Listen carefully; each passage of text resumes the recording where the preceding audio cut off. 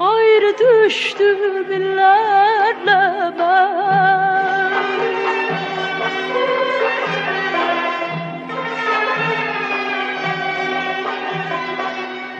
Öz eşkimden, dileğimden ayrı düştüm illerle ben.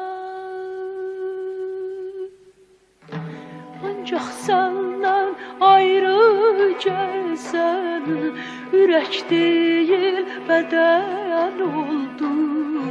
Yürek değil beden oldu. Beden oldu.